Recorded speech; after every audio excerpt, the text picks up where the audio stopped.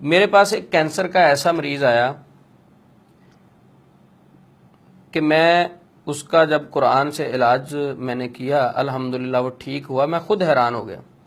جڑا والا کی بات ہے، فیصل آباد کے قریب ایک علاقہ ہے.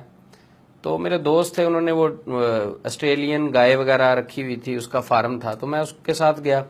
تو اس نے کہا میرے پاس ادھر ایک بندہ کام کرتا ہے، چارہ وغیرہ ڈالتا ہے ادھر، تو اس کو کینسر ہے. ڈاکٹروں نے کہا اس کی خدمت کر لیں، ہفتہ 10 دن تک اگر یہ زندہ رہے گا تو اس کی خدمت کریں.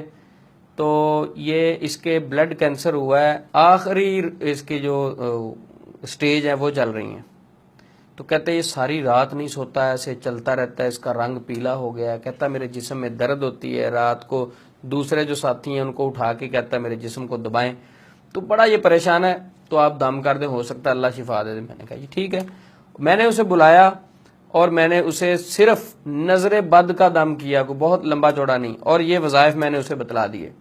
وہ کہتا میں تو قرآن نہیں پڑھا ہوا. میں نے کہا صرف سورت اخلاص پڑھ لیا کر، قل هو اللہ احد اللہ الصمد. کہتا مجھے یہ بھی نہیں آتی. میں نے کہا صرف درود ابراہیم پڑھ لیا کر. اس نے درود پڑھنا شروع کیا. جسے 1 مہینہ ہو گیا تھا سویا نہیں تھا، نیند نہیں آتی تھی، اسی رات الحمدللہ وہ سویا اور پوری نیند اس نے اچھے سے پوری کی. صبح اٹھے وہ بڑے خوش، انہوں نے پھر میرے ساتھ رابطہ کیا اور 3 دم اور کروائے. الحمدللہ یہ جو میں بات کر رہا ہوں وہ بندہ ابھی ریکارڈ میں زندہ ہے، اس کی رپورٹس اس کے پاس ہیں. اللہ نے اس کو قرآن پاک کے ذریعے سے عرش پر بیٹھے شفا دی ہے. میرا اس میں کوئی کمال نہیں ہے. تو یہ میں نسخہ شیئر کرنے جا رہا ہوں. اگر کسی کو کینسر کا مسئلہ ہے تو یہ 7 دن تک عمل کریں، انشاءاللہ اللہ رب العزت رحمت فرما دیں گے. سورت فاتحہ 41 مرتبہ، سورت تغابن 1 مرتبہ، ربہ انی مسنی الضر وانت ارحم الراحمین، سورت انبیاء کی آیت نمبر 83 41 مرتبہ، سورت الانعام آیت نمبر 17 41 مرتبہ، درود ابراہیم 7 مرتبہ.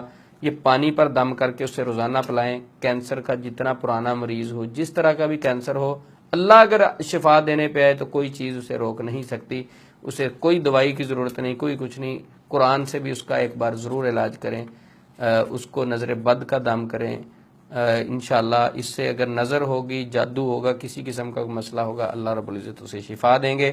السلام علیکم ورحمۃ اللہ وبرکاتہ.